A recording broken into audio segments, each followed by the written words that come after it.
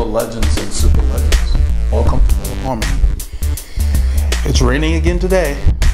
So since we've had British weather, I figure I'll wear a jersey commemorating the British national flag.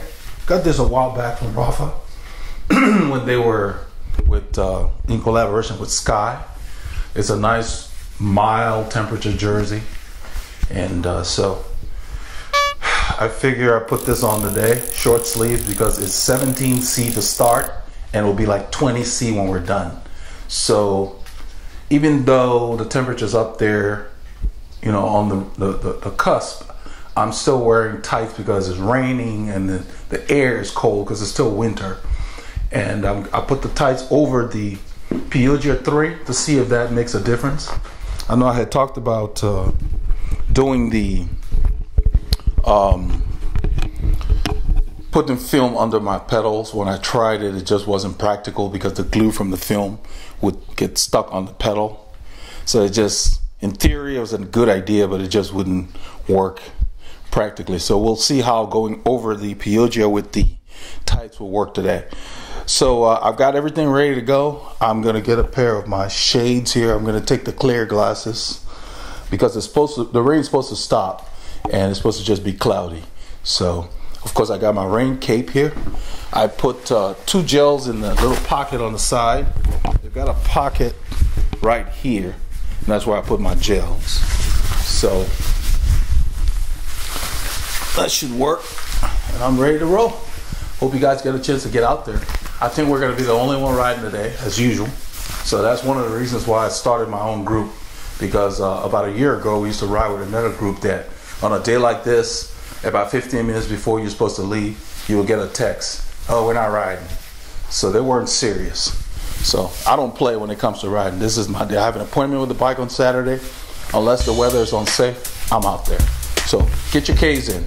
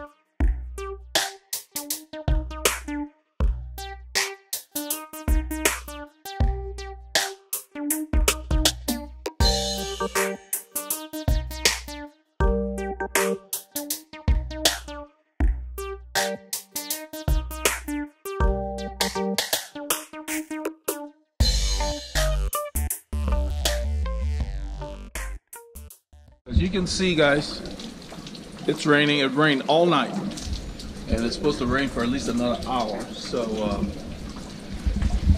I'm rolling out. Let me get my lights going here. I like to get the light to where it's fast blinking. There we go. That should be good. Not sure why it's red.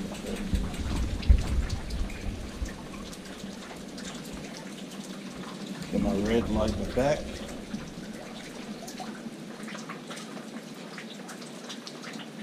Okay, we're ready to roll. I'm gonna go pick up Paul. And then,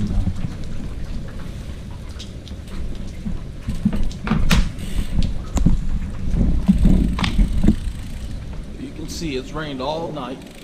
Everything's wet and soggy. The rain has let up a little bit, because up to like 15 minutes ago it was raining hard. You can see the water rolling here. So right now we just got a little bit of light rain, just a tad.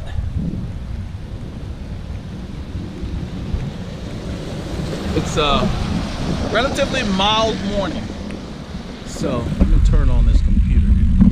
Might as well use this chance to get it synced.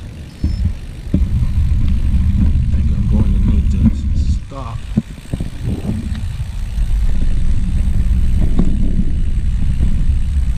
Got to take it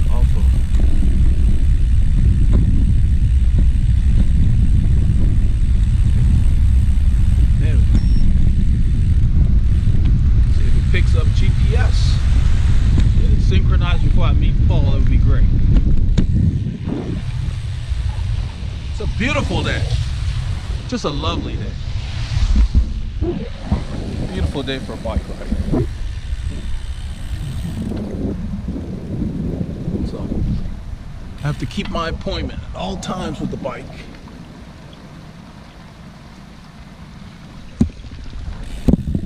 It hasn't picked up GPS yet.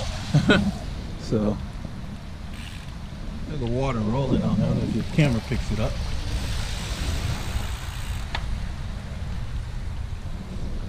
Rain's not over yet. It's supposed to rain some more. So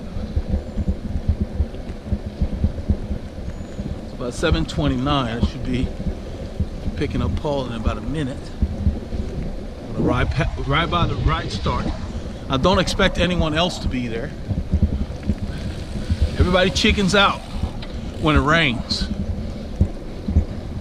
They're not serious. We call them fair weather cyclists.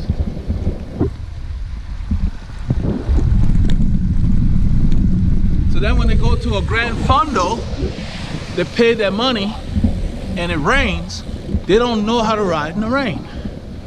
We see that a lot. And then some of them just don't show up for the Grand Fondo, so the people just keep their money because there are no refunds. You know, so because a lot of the Grand Fondos will tell you they're being held rain or shine because they don't want to do refunds. So this thing still has not connected with the GPS computer. It's overcast skies. Satellite. We had a lot of power outages last night, so all my little clocks had to be reset. Haven't done all of them yet.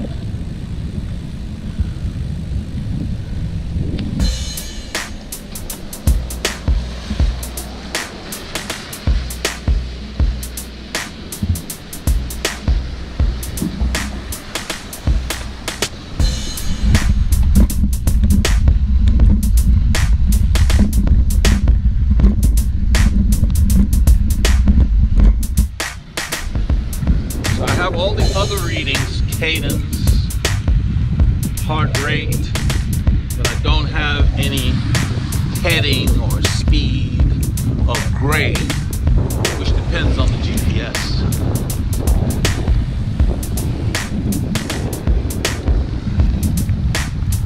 So I think I'm dressed right. I feel pretty comfortable. I wore a short sleeve jersey. My tribute to this British weather. So I wore their jersey.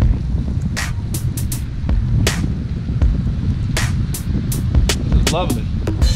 So I feel very comfortable with the short sleeve and with this rain jacket on. It's working. I left the zipper on the rain jacket loose. Let me see if this thing will pick it up very well. There's a zipper on the arm. When you zip that, it cuts out the airflow inside. You leave that open, you get ventilation. Nice design. I'm just gonna leave it open for now. The rain has died down. But look at all the water. It's rained since about 9 or 10 o'clock last night. Just steady rain. I don't know what's going on. It's gotta be climate change. We don't get. I can't remember when we ever had a month of rain on every Saturday for the last 4 weeks. It's rain. I'm loving it. I wanted to continue for the next month. Then we'll see who's serious about riding. There's another front coming in. That's why we got this rain. It warmed up this week, and so this front is coming back in. Tomorrow's supposed to be cooler by about 10 degrees Fahrenheit.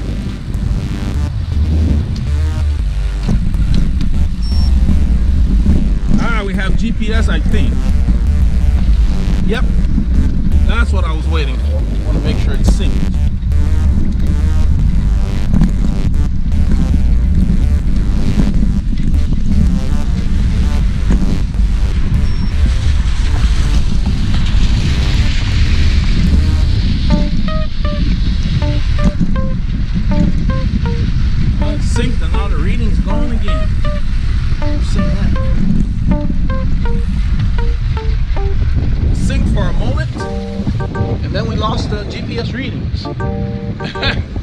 One of those days.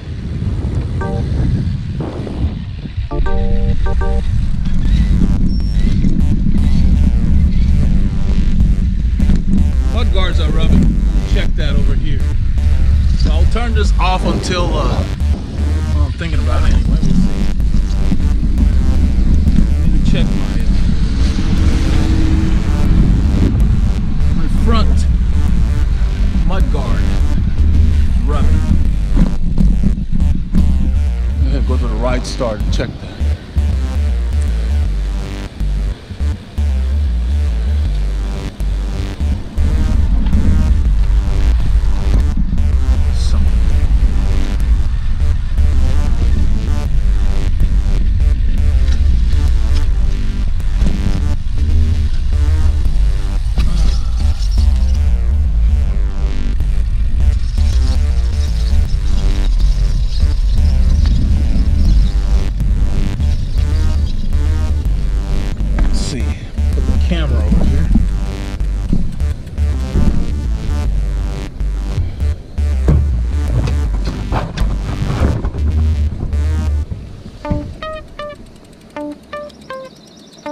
Yeah, once you switch the mud guards, I put them on the blue bike after the Colnago had that issue with the chain.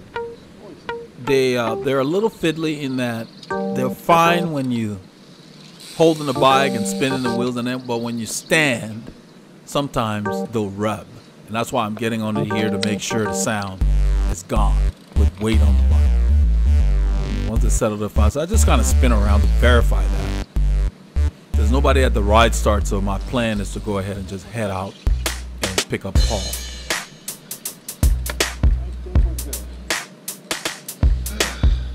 The GPS is finally registered and it's telling me to start my computer. So I'm going to go ahead and start it and go get Paul.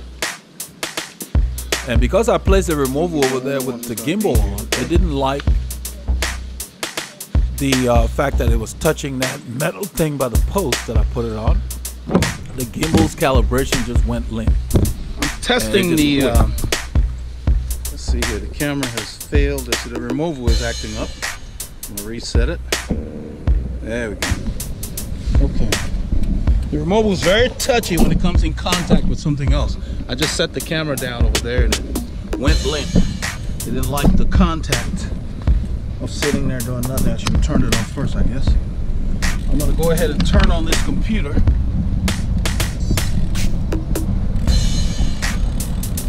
head south to pick up Paul.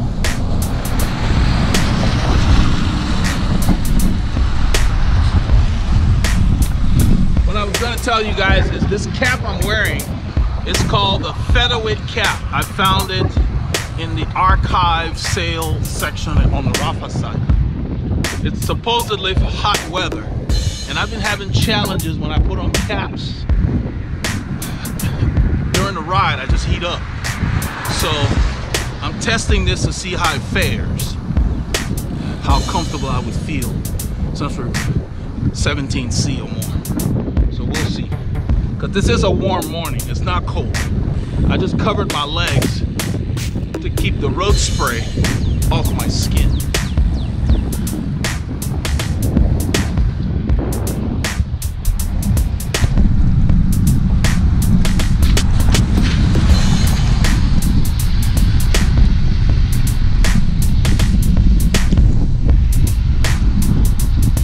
Glad you guys could come along for this ride. I'm sure it's gonna be interesting. Look at that sky over there. I hope the camera does it justice. We have a lot of cows that graze on this field. I don't know if you can see those bales of hay over there. They're not out there right now.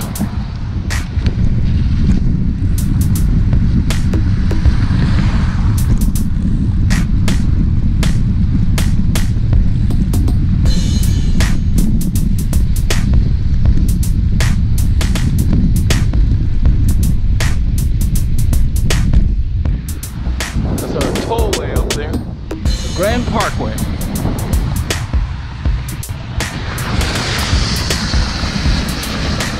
can see how that guy passed me just now. My position on the road is forcing them to pass as they would a vehicle. It's not busy this morning on this road. This is not a major thoroughfare. This is used by the local schools for the most part, and that's the only time it's busy when school's in session. I placed myself where the right tire is because there's water on the edge of the road, and that forces them to pass legitimately, and that's what we've seen. You know, it's quiet. It's not a whole lot going on. Look at the water on the side of the road. A little bit of rain overnight, and water's just sitting. You get a lot of mosquitoes in the summer because it breeds mosquitoes when it's warm. Glad I put on a short sleeve jersey today. It's not always easy to get the outfit nailed for the weather. Look at all this water on the side of the road. It's got nowhere to go. Our gutters outside of the metro area, you know, we're in the suburbs, they're not connected properly. And so you can see the gutter just holds the water. And up ahead, when we get to that intersection, the water has nowhere to go. So what ends up happening, it just comes, you can see it coming over the road. It just pulls up. After our flooding earlier this year with Harvey, the city of Houston has finally decided to build a new reservoir out west to hold the water, because that was our biggest problem. So now the rain's picking up. I don't know if it shows well on the camera. Maybe you can see it hitting the water by the side of the road.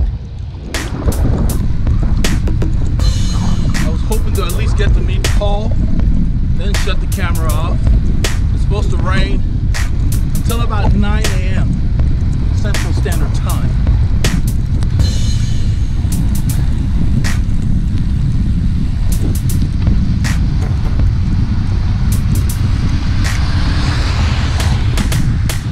Sitting over there. That's why we flood. They have not connected it to anything, so the water just sits there.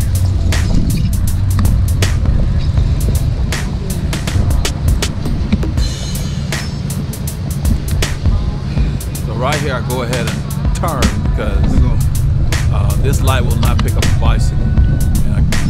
You consider it defective and you treat it like a stop sign. Will not be bothered by the authorities. That's a legal maneuver because I've stopped. The light's not working. When it's safe, you can go, even in your car. You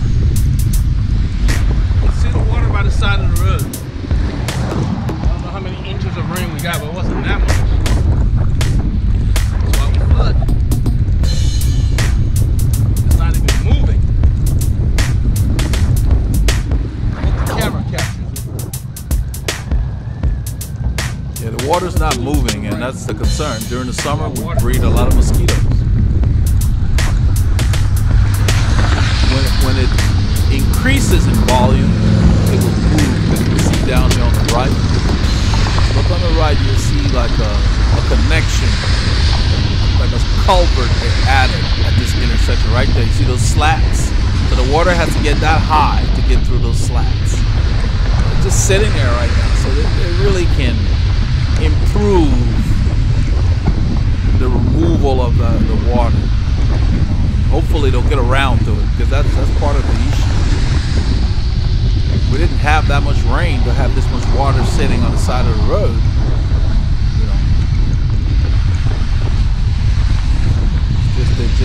The infrastructure does not extend to the suburbs, and that's where we have the most flooding. That's where people live. Should be St. Paul soon. Should be here by now. Gotta clean this lens. I can see the water on it.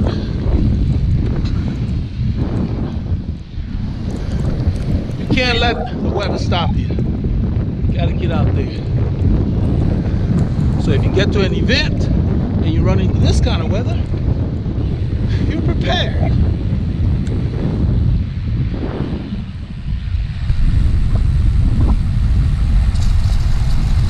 This truck in front of me here at the light has Alaska plates on there. He's a long way from home. Welcome to Texas, man. That's a long way from home. Alaska. Shit. He got out of town. So right here, because it's wet, I basically plant myself where the right tire is. The camera's on my right, so the lens is a little to the right because it's offset on the camera. but I'm riding to where I'm not encouraging them to pass me in my lane. It's not that busy. You can see that guy in the red Corvette there went over on the left. He was behind me. I'm forcing them to pass in the left lane. The left lane's available. It's light traffic. This is not a busy time. It's not a busy road. I see him. And then I spot Right up Paul. there. I see the light before I see him. So I look behind. There's no traffic. You can see his light down there. It's blinking fast. That's the effectiveness Got of his these lights. Timo rain jacket on. He's got his white rain jacket. So I move over. There's no cars coming. And I'm going to do a U-turn. I'm taking a wide turn. You can see the water pooling on the right. That's water and debris over it. And you see that brown looking debris. That's just crap off the road. Just a little bit of rain and the gutter's already half full. You know, this is the issue here.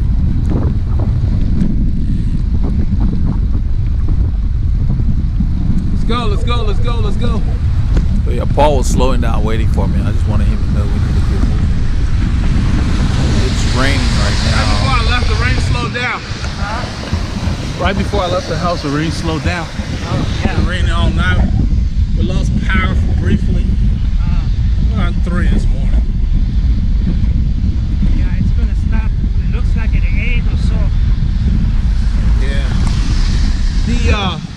The little bit of rain we've had, got water on the side of the road sitting in these ditches. Go ahead. Let's get through this light. So I tell Paul to come to the front so we can get through this intersection. So he picks up the pace a little bit. Roll up on his wheel, and right here you can see the water splattering off of his mud guards a little bit. It's because it's a little off center, so shortly after he will stop, adjust it. But his frame has a lot of curves on it. You see the water coming off there, and I noticed that, and I told him, I said, oh, your mud guards are not centered. It's coming off the edge of it. So we fiddle with it a little bit as best as we could. Because the Scatanti has a lot of curves in the carbon. It doesn't sit, the feet of the mud guards are not sitting square. So we did the best we could. Not that big of a deal.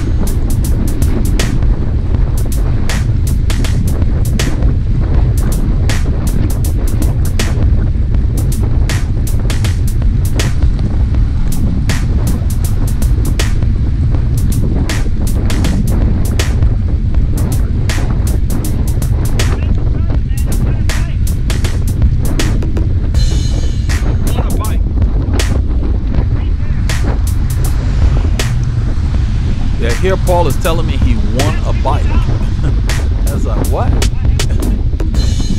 So I wasn't sure I heard him right. And he continued to tell me, so he gave me the details of it. He works for United Airlines, used to be Continental, and then merged. And so when Harvey hit the area, they did a fundraising thing where you could buy into a raffle. Figure out why your mud guards are spraying water. Not that much water on the road, but it's spraying water like crazy. It's not straight. That's why. Yeah, I was telling him there about the mud guards, and he says that mine sprays. The mud guard is usually in the center of your tire. As well, so I was telling him that it's not centered. It's on the left. And so even when there's not much water, it's spraying up the head. So this side is spraying. See how mine's centered? Yeah. Yours is not right now. So something bumped it. I have to check it. Yeah, we'll stop at the school. So after checking Paul's mud guard, when we got to Egypt, we dropped the camera fell out of Paul's pocket. The jersey pocket hit the road. So we pulled over because we're not filming. We usually store it in our jersey pocket. Yeah. And somehow it worked its way out of there. So we got that sorted out. We found out that there was a protective film I had put on the camera, and the film cracked. The lens is like a tempered glass. So instead of the lens of the camera being damaged, the protective tempered glass did its job. And that was really good to see. You know, the lens, the cover is replaceable, but we didn't have to deal with that. So it was really good, but we found out exactly why. The pocket on, he was wearing the spotty wear jersey, and the pocket, when that band on the back of that jersey pulls it up, it actually moves the pocket up. And depending on how much stuff you have in there, it can work its way out. And so we just figured out the next time we'll put the removals head down in the pocket so the weight is more balanced towards the lower side of the pocket. Yeah. So it was a relief to see that. There's a few little patina scratches on it, but other than that, nothing major. So once I got back to the house, I have more of the film because I bought a bunch of them from Amazon. And I put tempered glass film to replace the other one. So we removed the film because we didn't want to crack the show on what you're seeing right now. Because if it had been cracked, you would see it would affect the footage. So I removed the tempered glass protector, threw it away, and the lens itself was fine. Yeah. From now on, and that's what we're talking about. Put the head in the pocket and stick a button. So on the way back, though, I ended up sticking at the top of the jersey behind my neck. Yeah. Carried bottles and it seemed to work better.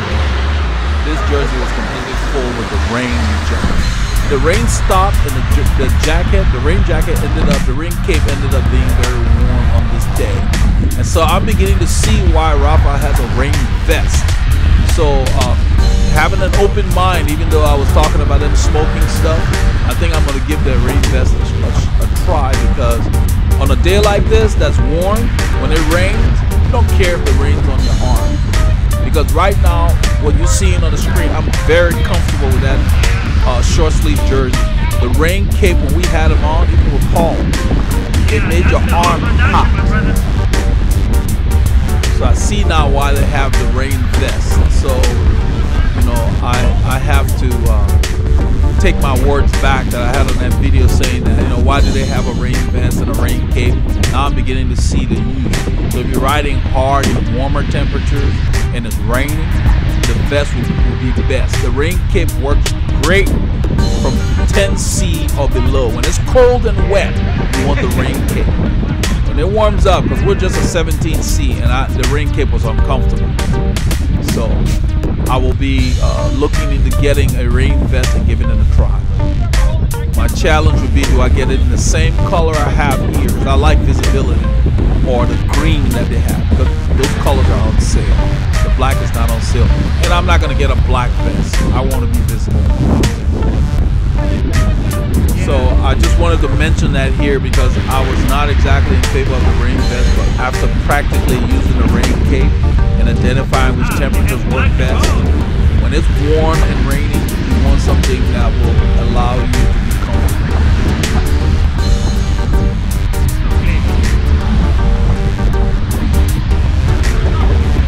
I shifted the big chain ring here. You can see my cadence slow just initially, because they've moved the traffic on the new pavement on this road. This is Fish Creek Thoroughfare. The right side that you see there ends. They dug up the old pavement, and right here you can see on the right the dirt begins. So you can't even ride there. So they've moved all the traffic on this new side, and then I guess they're gonna pave that. What I was pointing out to Paul was the shoulder I see on that side, I'm not that thrilled with, because it's very narrow. I'm hoping that once they're done with the road, they're going to either give us a wider shoulder or at least do 2 lanes, then we can use the right lane. So we'll see what they do. But then there's a guardrail here which says there's some sort of permanency to that line. So that means at that point we'll have to use the main lanes when we come out here. And if that's the way it is, that's the way it is. Then on this side, I noticed that the barrels are just really close to the line, because the shoulder is nice and wide over here, but I think they put the barrels there so that the heavy equipment working on that side can have some room. But they're inconsistently placed. There are spots where we have plenty of room, like right there, and then there are spots where the barrels moved over. So I just use what we have. And the reason I'm staying there is just to be courteous for these guys that are going by the 2-lane way. And, you know, they move over too, but it's just to allow them to go by, because this is a busy road. I wish we had a law that required them, like they do, I think in California, they have a law when you build roads, you have to make the right lane like 9 feet wide or something like that. that we just force them to accommodate us. You know, we have to have special groups get involved before they accommodate us. There's a rider on the left who waved at me. And he doesn't have leg coverings on, which is fine because 17C thereabouts. It was a warmer morning. It was not very cold. On the way back, it cooled off a little bit because we do have a front in the area. Like the day that I'm narrating is Sunday, and we're down about 15 degrees Fahrenheit compared to yesterday. So our weather changes very drastically. It's even more important down here than dress down. I want you guys to pay attention to my cadence. I decided on this day to do high cadence drills for you guys. That's really what this ride is about. So whatever gear I'm in, I was keeping my cadence up and stressing my aerobic system. And because of my fit and the fact that I'm used to pedaling at varying cadences, I'm not rocking all over my body. So you can have a good fit and still don't have the neural cooperation between your brain and your muscles to pedal at very high cadences. You have to train yourself to get adapted to it. You have to practice that. You can't just go from 75 RPM to 110 and expect to swing. You gotta practice. I'm waving Paul over. This is where they swing back over. It was very narrow, and this is where they swing back over to the old pavement. You can use this wider shoulder. So down here, I decided to just let the cadence roll, whatever felt natural. I wasn't focusing on a particular number, but when I would glance down, I would see 120 pretty frequently. So if you watch my cadence, I pedaled close to 120, and Paul was telling me that, man, you look smooth, because I mentioned to him after we got through here. And you can see I'm pedaling at 120 plus. Look at my body, look at my upper body. Steady. Just my legs are working. That's what a fit and practice will do for you. The two of them are very important in that order. I'm pedaling in the 120s. I'm keeping it here. I didn't realize I did it that long. I kept it for a while, but this is for acceleration. You don't ride at 120 for too long. It's not the most efficient, but you use that on a flat road to close a gap to a fast-moving group. You wind the gear to that cadence and save your legs, and when you get there, you shift up.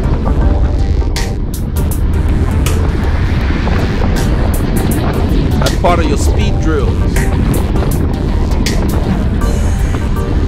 And it will not look like you're pedaling at an excessive cadence if you practice for it. So right here, the wind and the road is slowing me down, and so I'm just pedaling at whatever cadence the conditions are giving me. I'm not trying to strive for a particular cadence. So that light, I was checking on that light, it changed, so that's why I put my hand out before we know because it's been raining. I take a drink, I wipe my hands on my shorts because the bottles are dirty from the road spray, not dirty but wet. I don't like that feel. I ended up early in the ride after picking up Paul. We went back and I dropped off my gloves because the thin-suited laminate gloves were too warm for this weather. So I'm wearing my regular fingerless gloves, and I picked the Santini sample they had sent that we based the Team Kit glove off of. That's what I'm using right now. Paul's cleaning I think because of the rain. But at this point, the forecast said there would be no more rain. So that's why I folded the jacket neatly and stuck it in that pocket. That pocket is not the biggest pocket I've got. Paul's scanning the area. This is Fish Creek Thoroughfare. But you can see how neatly the jacket fits in there. That is a very big jacket to be able to fit in that little middle pocket. That pocket on this jersey is smaller than the usual. That's the way Rafa designed it, because it's really designed to take a bidon or bottle.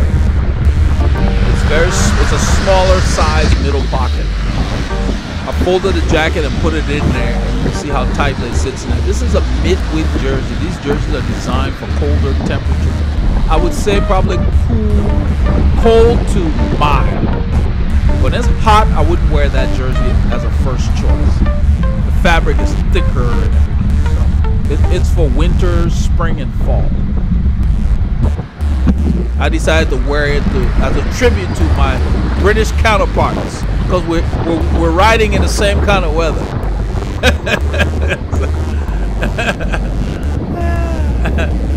I'm loving this weather though. This is sweet. I like that what I found in the last 4 weeks, even where I'm placed in this lane, most of the drivers just give us the whole lane when it's wet. They don't try to pass you in your lane as much as they do when it's dry. That's what I've noticed. We get a lot more attention, especially at intersections. Sometimes to the point where they should go and they don't go.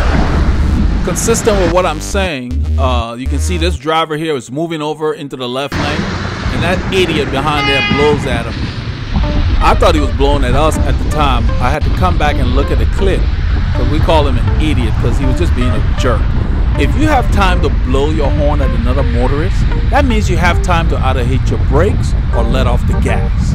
You have time. When stuff happens on the road, whether you're driving or not, you don't have time to blow your horn. It just happens.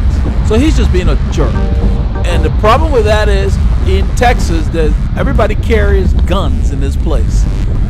In fact, the governor just passed a law recently to where you can carry, like in the Old West, what they call open carry. So people who have sense in this state don't mess with other people, but everybody's packing. And a lot of these guys get shot in traffic because they piss off somebody who escalates something to a level where you don't expect. So really, I don't understand that. He must be new to the area. You know, you go around honking at people. Some of these people get pissed. He was honking at that guy because the guy moved over in the left lane to give us the lane. He had plenty of room. The guy didn't cut in front of him. There was no point for that. It's just being jerks. It's not necessary. You know, two fleas fighting over the dogs they live on. It's a public road. Just use it and move on. There's no ownership. Anyway, back to site. So we're rolling along. We're getting closer to Ridge Lake Shores here. And the wind, of course, is in our face. This road right here is a grade. I don't know if it even registers. It's a drag. It said 1 briefly. It's a drag, slightly less than 1%. So it doesn't register on there, but it's a nice. You want to get a good rhythm going. I'm just keeping my cadence in the 80s here.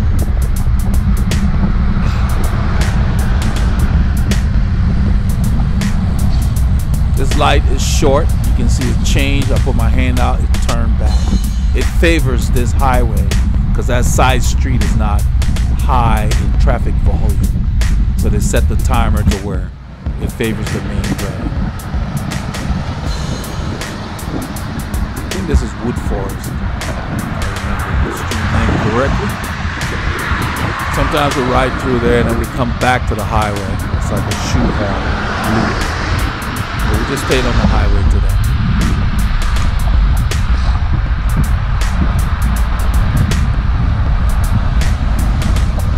Grade lessened a little bit, and I'm just keeping my cadence where it's comfortable, it's steady. We ended up doing more than 4 hours on this ride, so whenever we're doing long stuff, I try to just stay in zone 2 as much as possible. That's the focus. And you know, when we get to hills and stuff, you know, we just ride them so everything goes. But in the milder terrain, keep it steady to build your capillaries and work on the endurance system. Because during the week, I don't get much time to do a lot of hours. That's the whole point of the weekend. So the focus on the weekends, long rides, you know, if I'm riding with people who want to go fast, yeah, fine. I'll go fast for those sections. But then the rest of the ride, I just keep it in zone 2. But that's the focus, especially this time of year.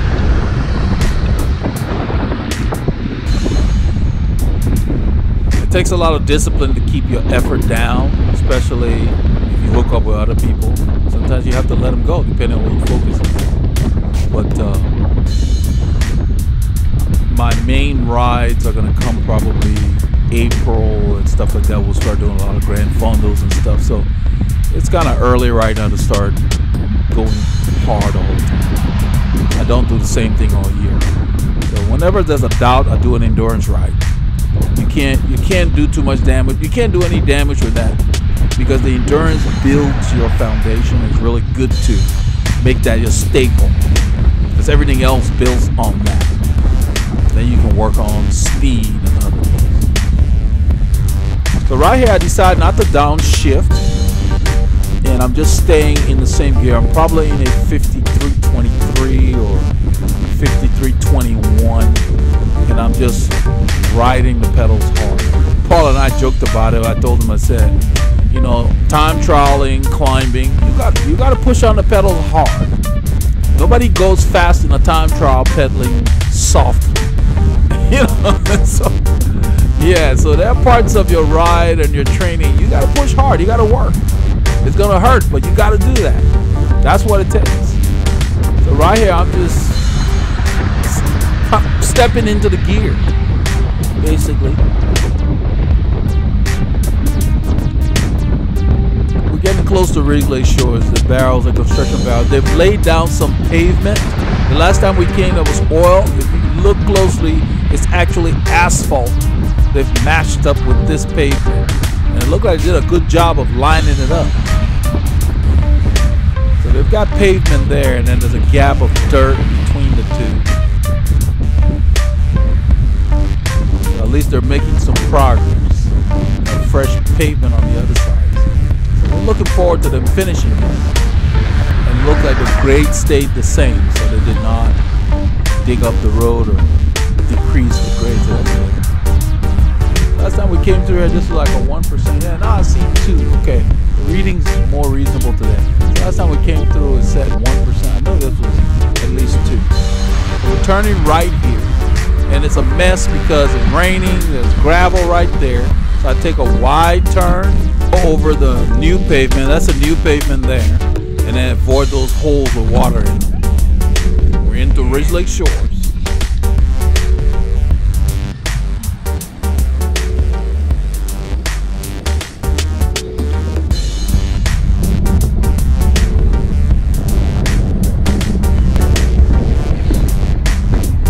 To come in here because they've got interesting climbs in here, up to about 6.5%, something like that. Closer to home, our climbs get to around 4%. We've got 8% climbs further out west. Usually we have to take a car and drive 45 minutes to get to a place called Chapel Hill. We'll do that. I've had people ask, you know, is it comfortable having stuff in your pockets? If you look at this jersey, the pockets are loaded. I've got my patch kit on the left with my pump in that one pocket. I've got the rain cape in the middle, and I've got food on the right. It's all packed. But because the jersey fits me, there is no movement. I mean, look at the jersey. Nothing's moving. That's what makes it comfortable. If you have a jersey that is not fitted to your body, it will move all over the place. I don't care what you put in the pockets, whether they're heavy or not. It just moves. So that's the key. Your kit must fit you, and that makes it comfortable when you put stuff in there, because the pockets are there for you to carry stuff. That's why they're there. It's not a fashion statement. But when you have the right fit with your jersey, it just looks good, even when you have it fully loaded like I do. I thought I would be wearing that rain cape most of the day. I ended up not using it, so I ended up coming back, sticking the removal in the back behind my neck in the jersey there, so it just laid on my back. Ended up being a perfect carry spot. Right at this intersection, this FedEx driver sits there like he doesn't know what to do. It's a four-way stop sign, so we have to educate him. Like, come on, you know, you're a pro. You're supposed to know the rules of the road. This is what you do every day. So, you know, sometimes, I mean, I was telling Paul about it right in this same spot. Sometimes there are a lot of cyclists that don't follow the rules of the road. And so some drivers are very leery about taking their right of way when they see cyclists approaching. Out and waiting. That's what Paul's talking about. He was sitting there waiting. But they expect us to break the law. And that's why I explained to Paul, I said some of it has to do with the fact that cyclists, a lot of cyclists will run stop signs, jump in front of cars, and do crazy, especially in the city. I see that a lot. You know, they just do all kinds of crazy stuff. So these drivers don't really trust us, and they don't want to hit anybody. They don't need the headache. They don't need the grief. So there's a truck coming, you will see. I expect them to always sit and wait because of what I just explained. They don't trust us to follow the law, guys. So this guy comes and he stops. He has the right of way, but he's still waiting. So I told Paul we're going to go behind him. I had to tell him to go before he went. They expect us to break the law, and we need to change that by setting the right example when we're out there. That's why I explained to Paul here. Paul said you called it right. Like you knew what he was going to do. Stupid. Paul saying you knew what he was going to do. A lot of them just don't trust us to obey the law. They trust other drivers in cars to stop at the stop sign, even though not 100% of people do. But generally, they just don't trust us. You know? So when they see us, they wait to see what we're going to do. Are you really going to put your foot down at that stop sign?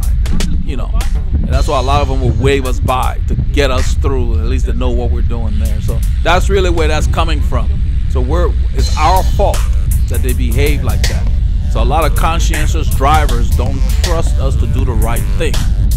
And so we have to make sure that when we come to intersections and there are other drivers, we set the example. You know, I know we like to roll once we get going, but when there are cars there, we got to go ahead and just set the right example. So that's it. I'll get off my soapbox. I'm speaking out, man. Yep. I'm telling Paul the sun is sneaking out. It ended up being just a fabulous day to ride. So you guys, you see, guys and girls, you see why you can't let the weather stop you, because we left, it was raining when I stood at the back door to leave, and look at this day. It stayed like this the rest of the day. Nice and mild, you know, 18C, thereabouts. It's like 65, 66. I think we got as high as 68. And just overcast, sun would peek out from time to time. Fabulous day for a bike ride. So the other people who didn't get out just missed out.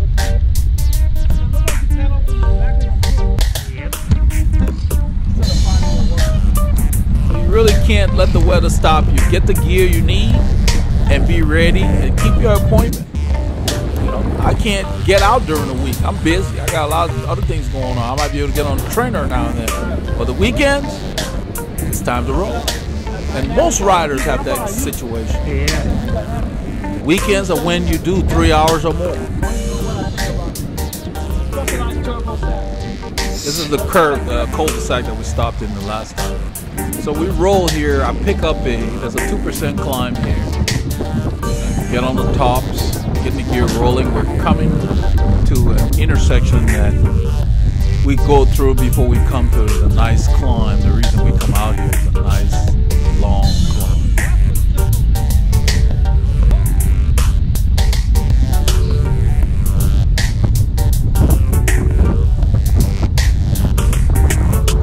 So there's a three-way stop sign coming up. See that truck turning? That's a three-way.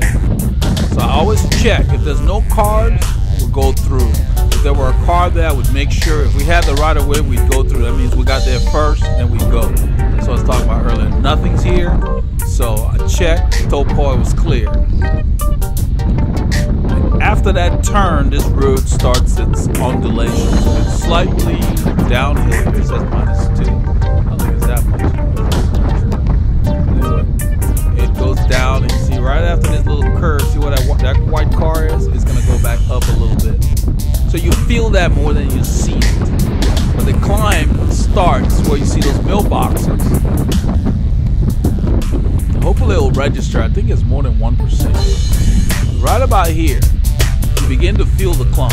Yeah, it says 1%. So it's at 2%. So it kicks in right here. Then you climb that little piece. It will level off. Yeah, that was a big relief to see that it only affected the cap. So Paul's talking about the fall of the removal and the fact that only the lens cover cracked, the protector, not the lens itself. We just plan to ride the climb and let the effort come to us. That's the thing about climbing. There are some days when you don't need to force the pace. You just ride it. Your effort will rise. Just give it an honest effort and it will rise. You can hear the wind.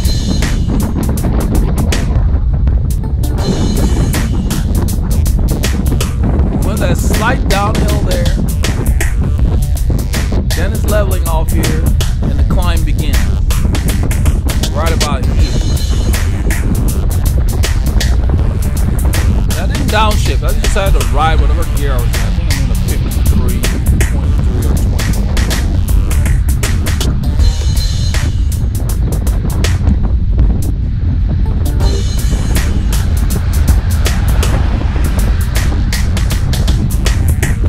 And another reason I don't wear earplugs, besides the fact that it's just unsafe, I use my hearing when I'm riding to keep tabs on approaching vehicles, because you can hear them coming.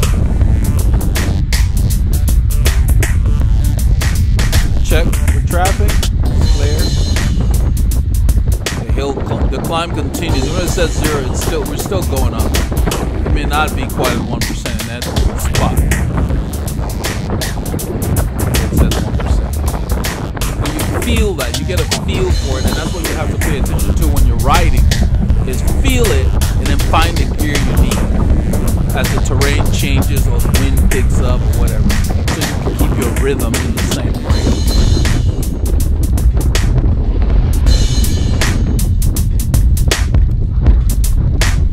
The last time we came through here, there were a couple of dogs that came out at us, so that's on my mind as we come around here. I check, I tell Paul it's clear, make a right turn. There's a house on the left where those dogs came from. And I'm just kind of looking out for them. Make sure they don't surprise us. But they weren't outside today, so it wasn't an issue.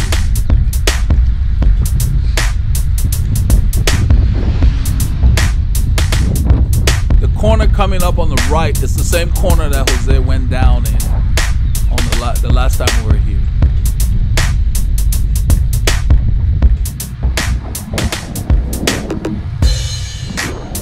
Yeah, I put on my glasses because it's been dry for a while.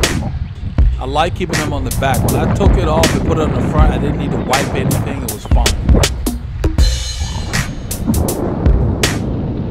The moisture had been on there, had been blowing. Yeah. I mentioned to Paul, I said, remember this corner? Because this is where Jose went down.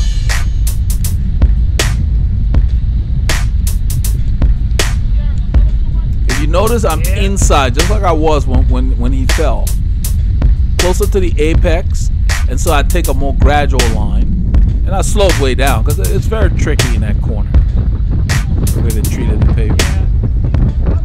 So you have to take a good line, especially when it's wet. It's better to start on the inside.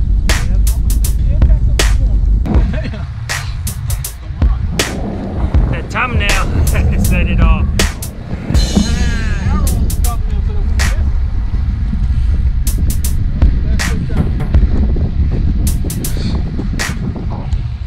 This is the initial climb that we went through with that truck. This is the road this truck was on, the blue truck, when we're coming in. This is where he was, and we're going straight. This loop hits part of that climb, right here where it's really steep. So as I turned, I made sure my gearing was appropriate. I wouldn't have to labor. It says 4%, I think it's more than that.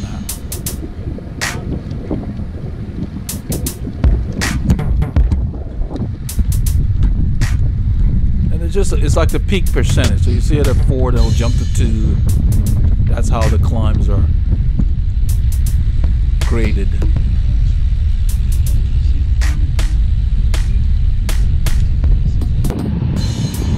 We are approaching Honey, Egypt.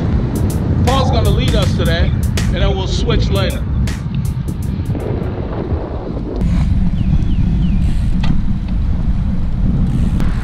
Cars. So as soon as we get on this road, Paul had put shipping tape under his pedal. Remember I told you guys about the idea I had, I discussed it. So he used shipping tape. Oh yeah, the tape's coming off. He had him. It's hanging down. Tape under is your hanging right foot. under his Go shoe under right it, there. you You can see it feel it. flapping. Hold the center of the bars with one hand. Yeah, I saw it when I Well, it's flapping in the air. So the tape had come out. It did its job. It kept the water from coming through the pedals. Yeah, just pull It's it a back. good idea, There you but go. we got to come up with Another one, a more It's on your hand. permanent Let it solution go. down the road. I put the same tape on mine. I ended up peeling it off because after a few hours it comes up, but it did keep the water from getting into the leads. Did its job. So it'd be good to design something that fits the underside of the pedal neatly. So when you go on rainy rides, you can shield the pedal since it's not closed. So it worked. It kept the water from getting. My feet were completely dry. Shoes were dry. Even though we're in the rain for about an hour, we did not get any water. The rain wasn't that heavy at the time we started running. So that probably has a part to play. But we're on one of our favorite roads, the Onia Egypt Road, headed south back into town. And so I figured Paul would lead us about halfway and then I'll take over. As soon as you get on this road, I mean, it's a road that just makes you want to ride. My bad. The volume of traffic is not that heavy, but it's not a road to chill on because it's narrow and the cars that are moving, I think the speed limit is probably 35, but they move around 40. So it's a good clip. It's not a neighborhood road. Country road. It's not widely known. I mean, you kind of have to live out here to know it. So I like that about it. But it's fun to run. There's a slight descent here. It says 0, but I think it's more like 1. Then after this, I think we get into around that curve. It tends to go up. It has a lot of undulations. And then the last, say, 2 kilometers, you gotta climb. Right here it starts going up. It's a grade here. No register showing it. It gets to like 2%. It says 1.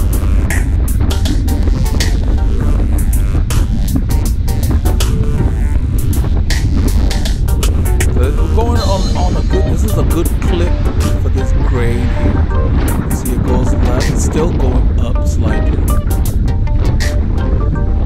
Anywhere between 0.7 and 2.5%. Right now it says 2. You can see it, the gimbal has this thing framed well. You can see that the road is going up. That's what I talked about. You got to get your back into it, get into the pedals. So Paul's putting the power down. We're going up, trying to keep a decent pace.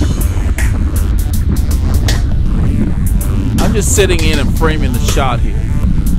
I'm making sure that the angle of the camera is not too low, because as I move the gimbal around, sometimes it gets low.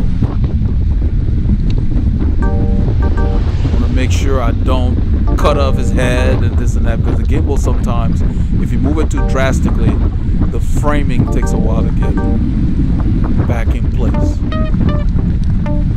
I'm staying on his left because a lot of the right side in this section here has been chewed up. And there's not a whole lot of traffic right now, so I just stayed on his left. It's not exactly the perfect spot for drafting, so it's almost like I'm not in the draft.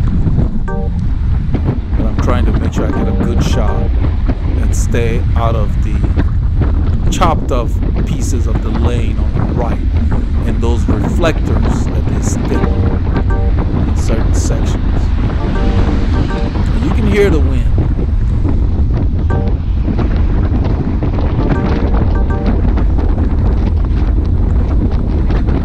I'm going slightly downhill here.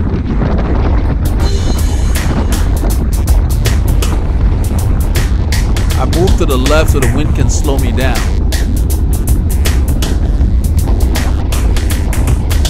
That's what I like about this road. The downhills are not that drastic, but you can really get up to speed. So So if you want to spin, it gives you an opportunity to get your cadence up. So right where that car is, it's a bump. So it robs your speed. Whatever speed you got from that little downhill there, it takes it away. So you got to make sure you're in the right gear. So you get over this without lugging your engine.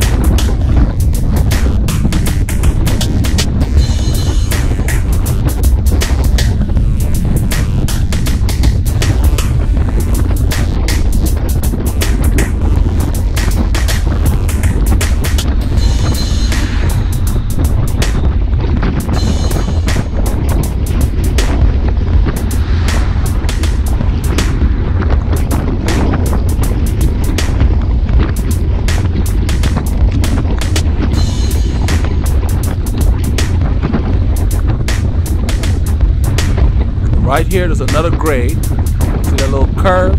You feel it more than you see it. You see it says 2%. It doesn't seem to be that much when you're on the road itself, but you feel it. If you're not in the right gear, you feel it. It stings. And then you can bog down easily, so you got to be aware of that. You cannot be shy about shifting. Try to keep your rhythm the same.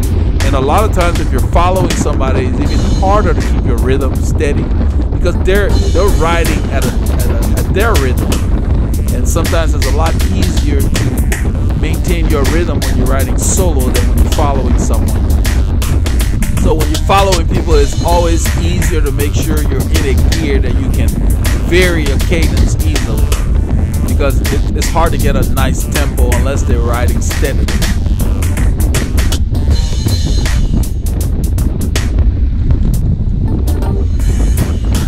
Not shifting much behind Paul because I'm paying attention more to framing. I'm not drafting perfectly. My heart rate dropped a little bit, like 5 beats. And I think because the terrain changed. I'm not into draft like I should be. But what I'm trying to make sure I do is to have a gear that when I need to, I can pedal at 80-ish and rev it up to 100 if I need to. I'm probably in a 53-19 or something like that. Because now my cadence is around 100 RPM. But it was pretty good. When you're following someone, you get sucked along into the draft. So you have to be aware of that. A lot of times you soft pedal. A lot of times you catch the wind intentionally.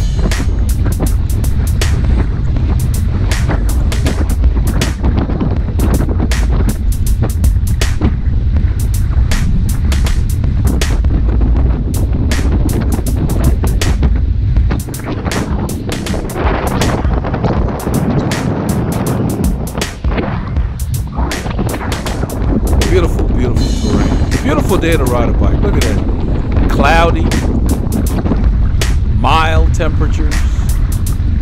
Just lovely.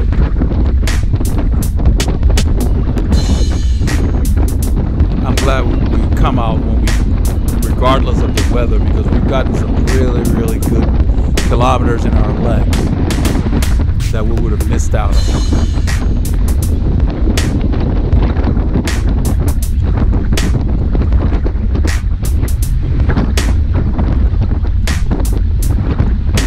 See Paul's jersey is all the pockets are full and they're just sitting there because the jersey fits him. Nothing's moving.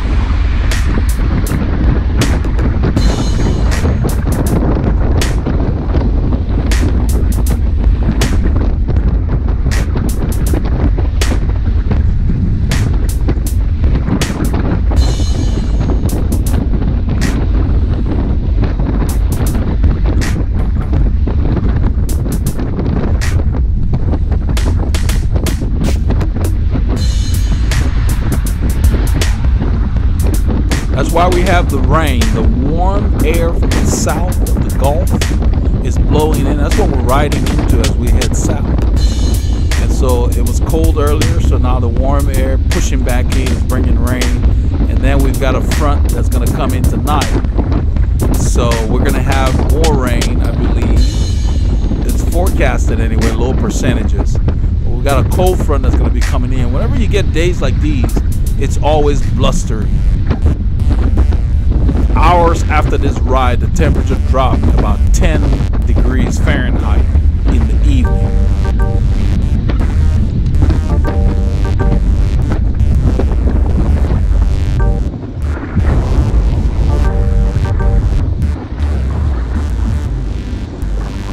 I think it's around here I decided to come to the front, give Paul a break. I hand him the camera and I roll to the front.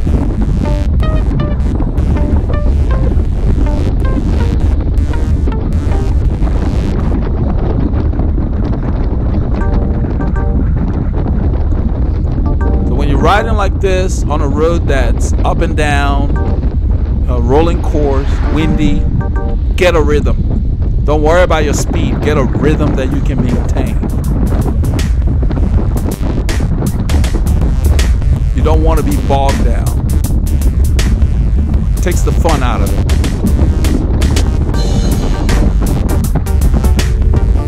So I'm treating it like I'm climbing a mountain. Since we got the wind and the course is up and down, I get up here and I keep my cadence in the 80s. That's my goal anyway.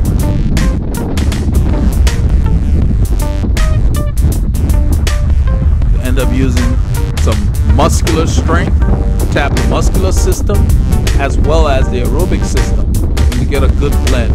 Because I'm thinking about the last kilometer or two where we're going to be climbing. So you got to save energy for that. So by riding this part steadily, I can ramp it up if I need to later. You always have to be thinking about what's coming.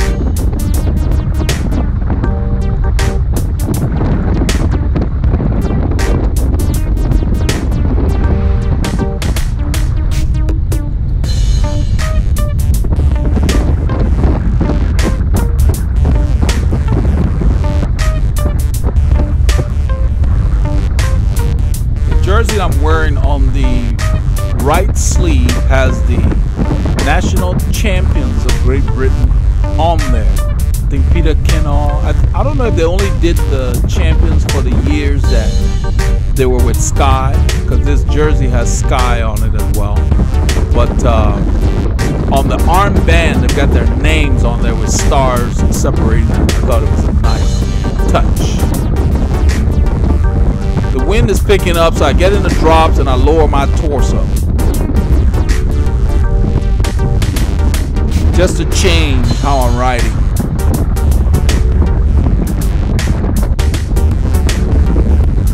You can see the water by the side of the road just sitting there, stuff I talked about earlier. That's the problem we have out in the suburbs. They have not invested in a full pathway for flood control out here. Makes sense, you know, it's not the metropolis, so these are the areas that get hammered. Parts of the city gets hammered too, which is, you know, it's pretty low. Houston is low, close to sea level. So as we turn here, you can see in the distance, I don't know if we get a clear shot at it, there's a little bump up there. You can see it up there. And even after that little bump, the road is still a grade. This is, I think, Spring Creek. Or is it Lake Creek? I think it's Lake Creek that we're passing here.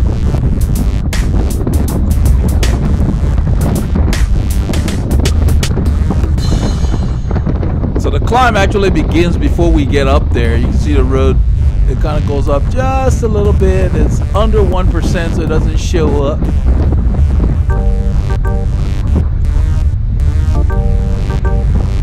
Right there, I moved to the tops, open up my lungs a little more, feels more comfortable. I decided at this point that I'm not going to get on the small chainring, that I'm going to keep it on the big chainring in a 53-23. I don't plan to stand, and I know I can handle that gear in the 80s. And even if it goes a little bit low because of the wind, that's the gear I just plan to ride.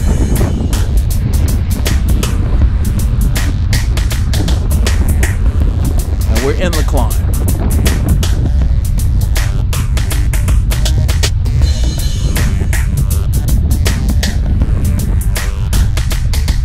trying to get into some kind of a rhythm here. Now I move to the tops. Open up my lungs. That's how I like to climb.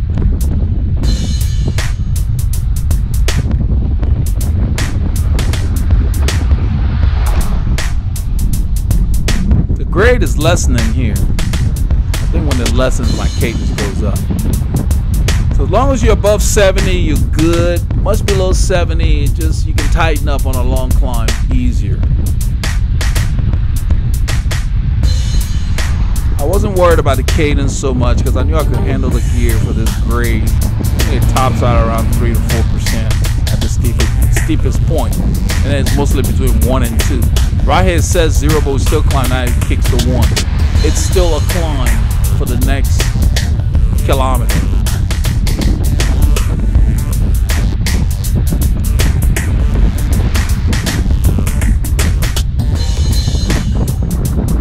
You can see we're going into the wind. Look at my jersey. No movement. As if there is no wind. That's how you want your kit to fit you. That's where you want to invest the money. That's where the aerodynamics kick in. Because most of the drag is your body. The bike and wheels, low percentage. The body, people say 80%, some people say 90% of the drag. But yeah, it's most of the drag. So that's what you pay attention to. Get your position right so you can get low when you need to. The rest of that stuff, you can ride box rims and be able to do stuff. It's not negating the fact that the aero rims do make a difference, but don't make that a priority. You gotta get your engine in tune to be able to maximize the benefits of aerodynamics.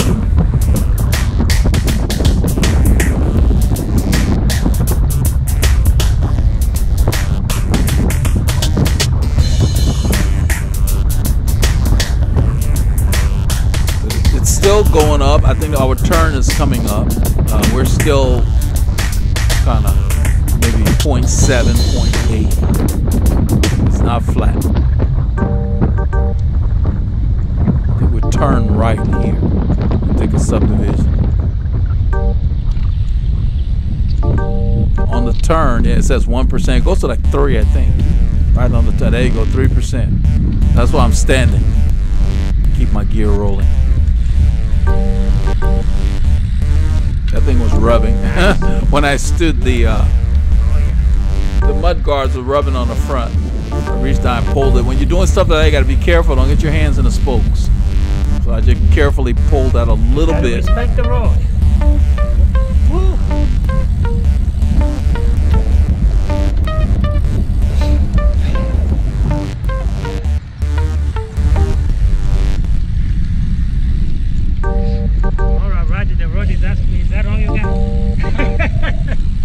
Paul said the road says, "Is that all you got?" We're laughing at it. Yeah.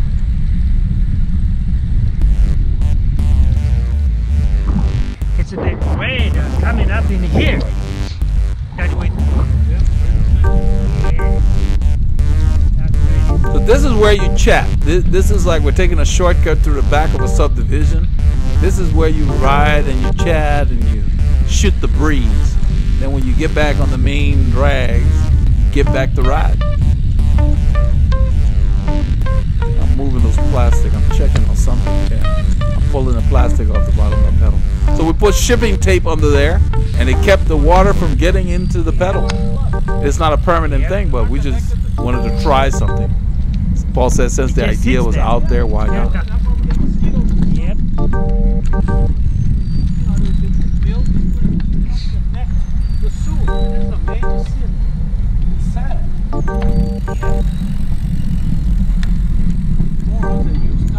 Yeah. There's nothing back here, not even a house. We're on the outskirts of a subdivision coming up. There's no place.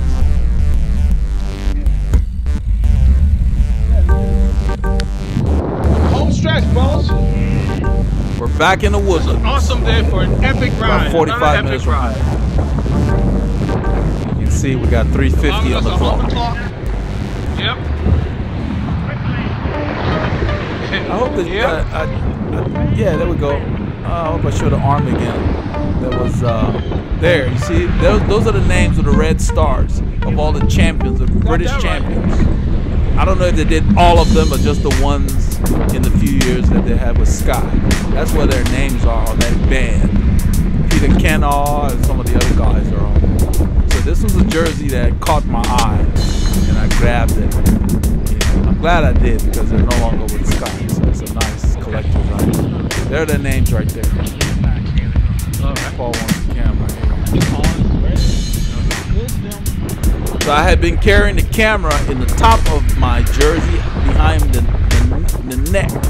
I just slipped it back there, and it worked perfectly since all my pockets were full. So when we're not using it, I just stuck it back there. It's perfect. We're on Terramont Parkway heading towards Woodlands Parkway. I think it's called Woodlands Parkway. Look at this day. It's a beautiful gray day. Over, see me move left? I saw that truck coming, I moved left. So he can see us. Plus it gives me more room. If he were to pull out, I'd have more room to make a maneuver.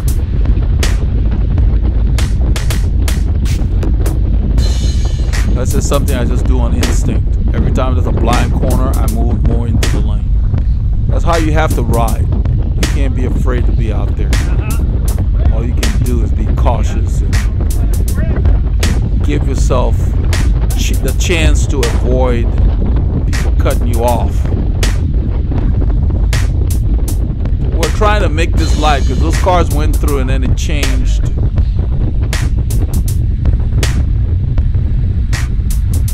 Once you get rolling, sometimes you want to kind of keep it going. Yeah. I'm enjoying this, man. I'm enjoying this. Feels like a man. It's different. Yeah, that's good, man. That's delicious. Concern. Just reviving the brake was the whole. Yeah, the process of elimination, and what happened was, it's just, if you look at the line of your new one, yeah, it's smooth. Yeah, this kinks. Yep. We're talking about Paul's rear brake.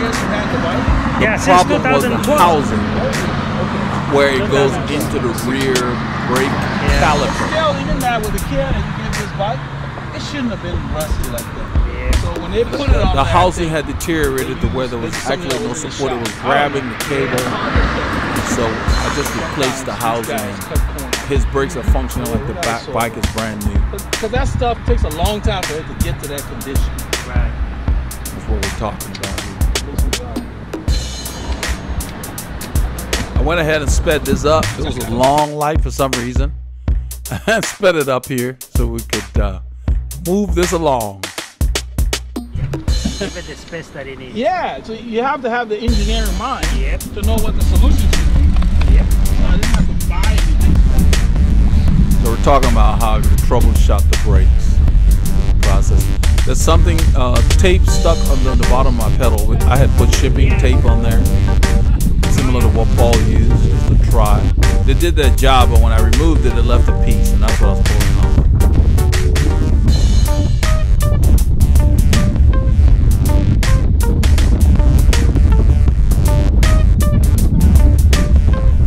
Back to make sure Paul is in there. The NanoFlex shorts, the Castelli shorts, they fit really well, but the legs are so long that at the bottom of the knee area they tend to be a little loose. They can move around from time to time. So I just straightened it out a little bit. It was fine. That's what you see me doing. Pulling it and just straightening it. It felt weird on my leg. It's like it was rolling on itself. It had nothing to do with the area I sit on, just on my thighs. Got that sorted. And we resume our riding. And because the way we ride, early in the ride we make sure we eat. In fact, I had brought banana bread. Paul and I both ate early in the ride. The first 45 minutes or so we make sure we start eating. So that way, by hour 3 or hour 4, we're almost at hour 4,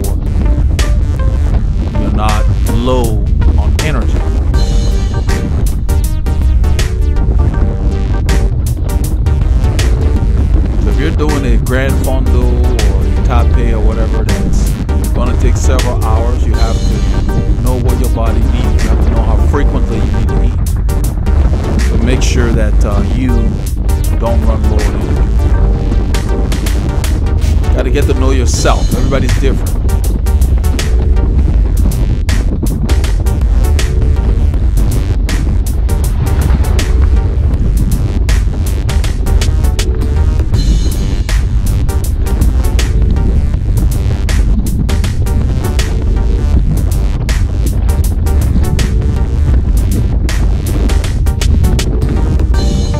Riding pretty much directly into the wind, and it's blowing fairly well. And as I watch these clips, I really revel in the fact that this jersey is not moving. I mean, you know, so thank goodness for good kit. Back in the day, we were limited in our choices. It's nice that we got a lot of companies making good stuff, man. So at this intersection, there's a car on the left. I put my hand out and I made eye contact with the driver to make sure. That's why I did not back off the pedaling. Normally, if I'm not sure if they've seen me or not, I start to kind of soft pedal and get ready to stop if necessary. Because those are the situations, them cars cutting in front of you, that can create accidents. Those are the situations I pay particular attention to. Anything that can cut off your path, you need to be aware. You give it even more attention. So right here, the road starts to go up. Poor I share a joke right here. It starts to go up, and normally there's a stop sign up there, and you're still climbing. So I check left, check right, let him know it's clear, and we go. I don't like to stop over there. Breaks all your rhythm, and this is still a climb. And it says 1, you know, it's 1 point something, but you feel it. You can look at it. It climbs and it goes to the right.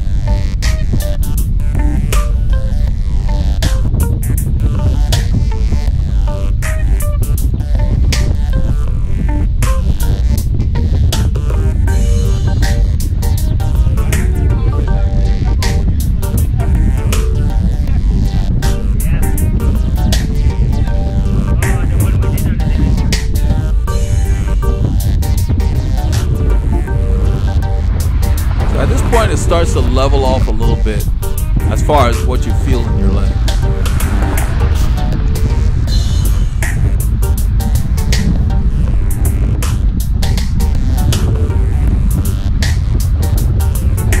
Everything you said, man, is a textbook.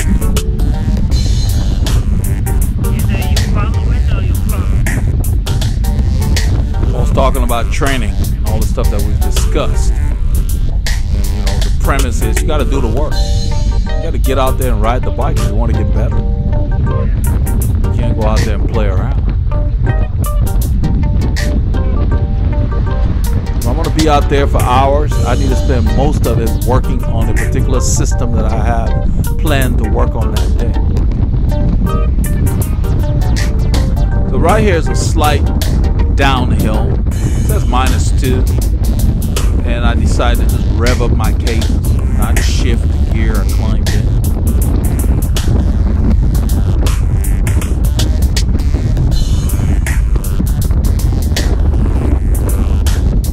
This helps recovery for the muscles.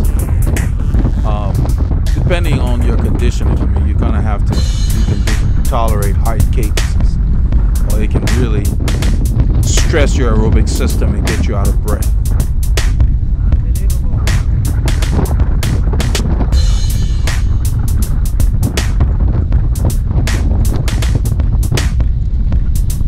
Since I know what's to come with the Flint Ridge Hills, there's a couple of climbs here before we get out to Woodlands Parkway. I decided to just rev up my cadence, let my legs recover, stress my lungs a little bit, because I know they'll recover a lot quicker than my legs.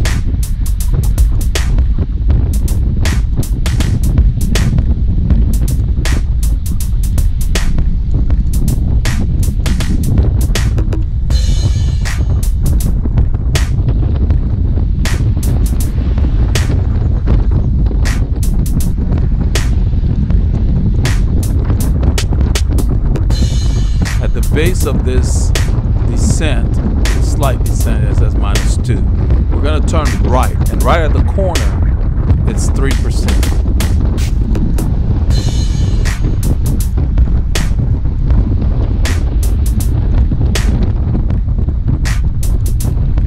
Downshift before the turn. I'm probably in the 53.23. Just rev it. Go ahead and get going, because I know I can handle it.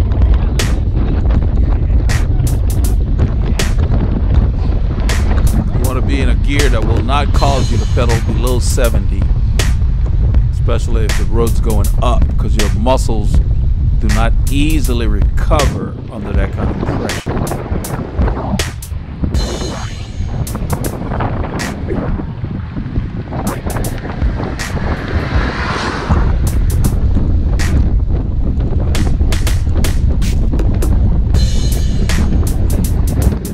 Notice we moved away from the edge of the road. That guy was walking with his stroller. I don't like to pass pedestrians very close. You startle them. They don't hear you coming. Your vehicle is quiet for the most part. You need to give them room. That's just the courteous thing to do.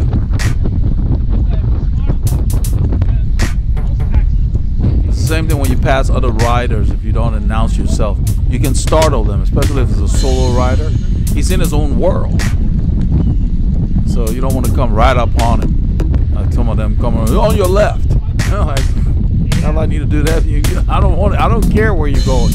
Just pass. As long as you're not in my space, I'm fine. You can pass wherever you want. The only time I would call out to a rider is if he or she is weaving across the road, and it's mostly a warning like, I'm coming by, hold your line, kind of thing. I don't do on your left. It makes no sense. If the rider is holding a good line and they appear to know what they're doing, I just pass and give them plenty of room when I pass and stay out of their personal space.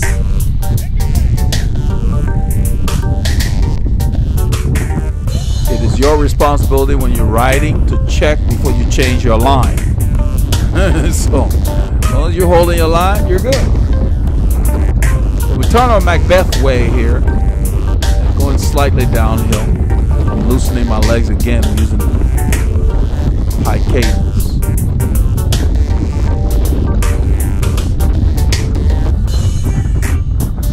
There's a guy in a truck down there that was parked checking something in the bed. As we approached, he got back in, so we didn't need to stop.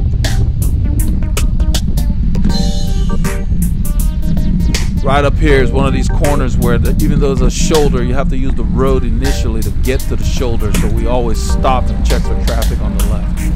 I let Paul know that we're stopping because there's a line of cars coming. I think he gives us a view of it. Yep.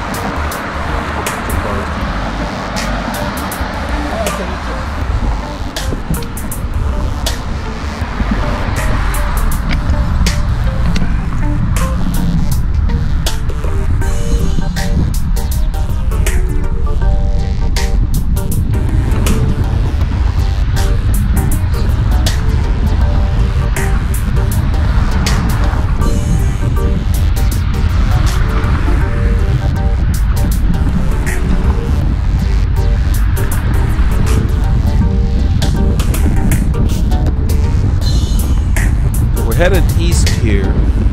Wind's coming from the right and in our face. But it's really not that dramatic here because of all this vegetation on the right. It's fairly sheltered.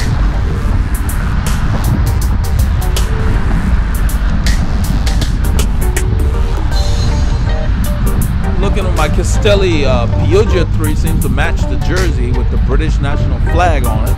The red band seemed to work. It worked. The outfit came together. It wasn't intentional. I put the Pioggia 3 on because I think it provides the most rain protection of everything I have currently in my arsenal. That's why I chose it.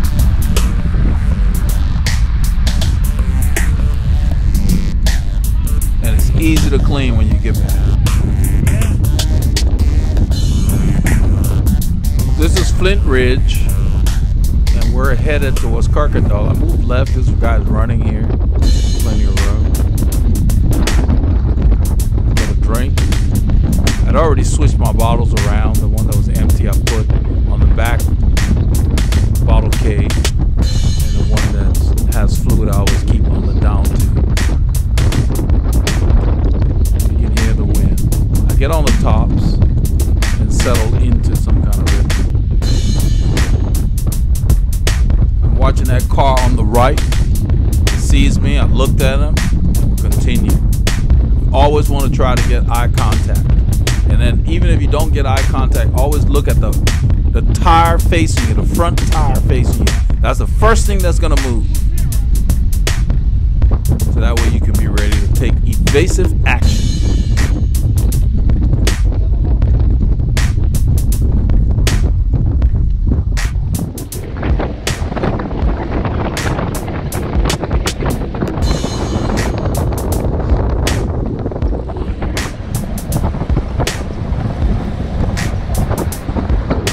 Paul's getting different shots here. You can see the area.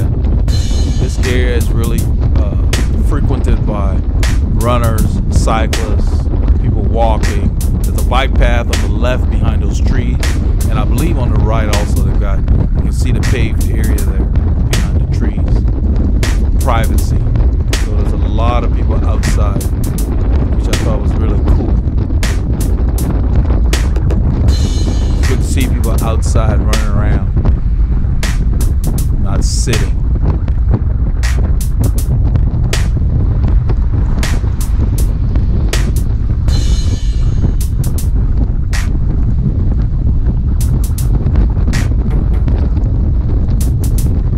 It's a slight downhill. We're doing like 35, 36 kilometers an hour, but it might as well be flat. It's not. It's just up and down, slightly rolling here. We have not hit the crest of all those hills. Right here it starts to go up a little bit, and I decided to just keep the force on the pedals.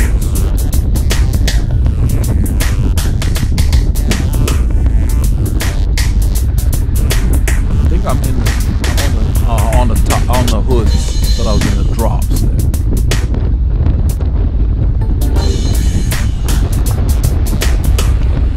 So it's slightly less than 1% here. We're going into the wind.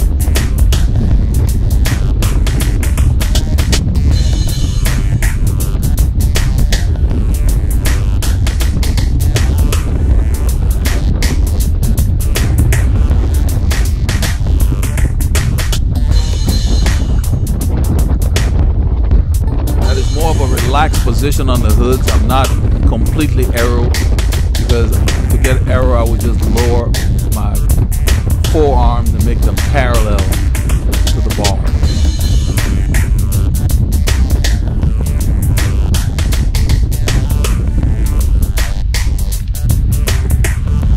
I turn off the power here because of the light.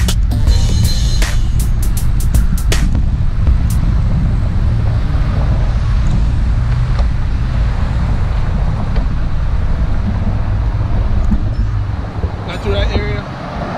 Yeah. We're not running. Pretty soon the Flint route Ridge. is invitation only. Qualified around. That's right. Wow, so they're going to be in a serious struggle. Paul and I share a Veloharmony joke, and wondering why this light is taking so long. I mean, we just rolled up there, but usually it's quick. So I sped it up here just to kind of get us through this. It gives more of a time lapse. Better protect it. Yeah. We'll do some research on what it takes to replace that. And we got the green Just light. to know. But I know they're replacing. This is where we get those rollers going south. This is Flint Ridge, the opposite direction. Yeah. The first one there is really nothing. Nothing significant, really.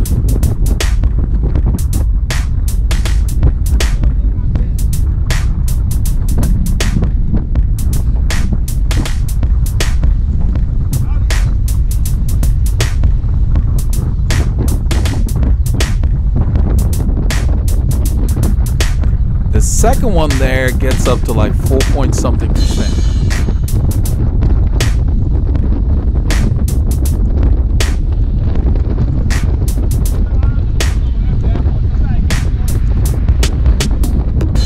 I'm not sure what we're talking about here, but we had talked about just riding these at a steady, hard pace.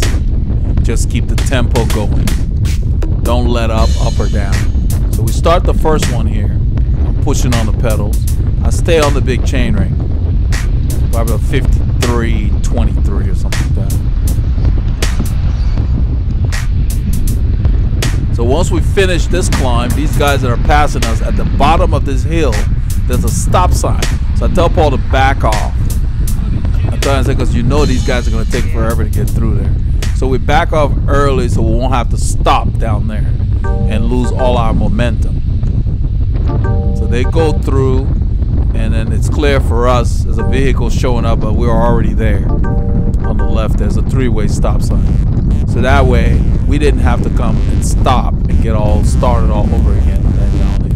So we're basically going to just ride these, keeping the effort the same.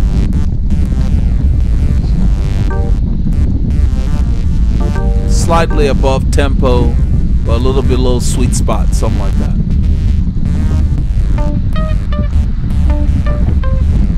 John Cooper School Road is clear. We're rolling through, and I'm getting into some kind of a rhythm here, so we can just go ahead and finish these bad boys and wrap up this ride. I like to finish my rides strong. That means that I've paced myself properly, and then I try to focus on what worked and what did for the next ride. From how I dressed, what the temperature was doing, did I dress right for it, all of that. I take that into account and learn from each ride.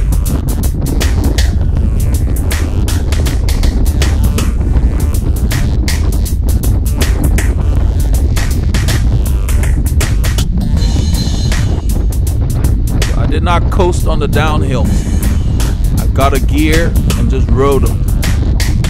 So now it's turning back up. This is a shorter one here. It's a shorter climb. It says 1%. I don't think it got much over 2%. It's short. And then you see the one ahead going to the left. That's longer. That's a nice one. So we're on a descent here of the roller.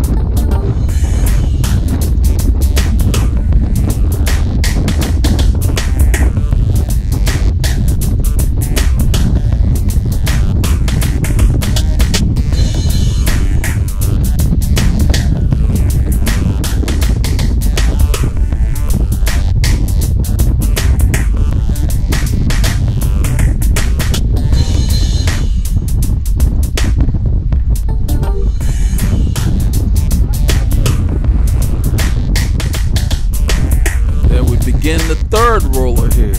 This is a nice one. I think I told Paul, I said it's gonna bite. You gotta keep pushing. I'm probably in a 53.21 or 53.19 or something like that.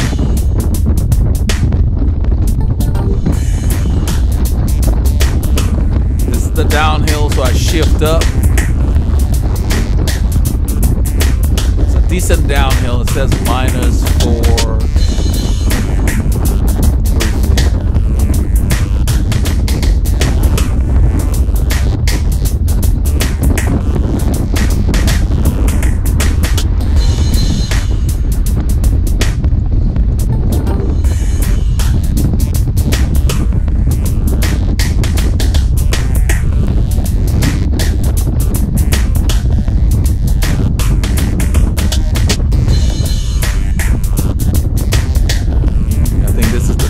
Takes us out of these hills.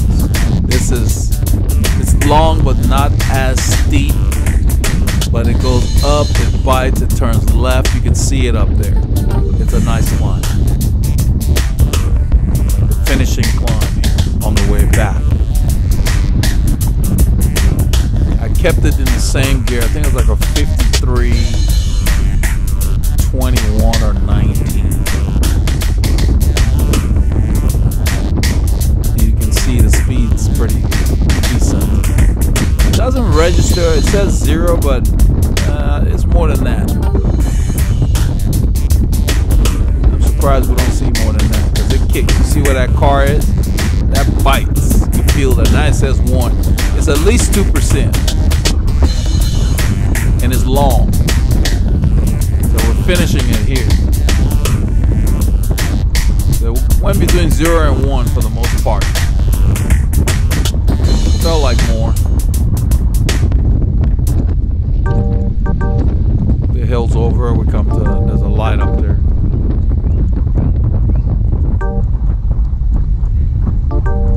And shortly after we get to the light, we start messing around about Zion and the Matrix Revolutions. I love that show.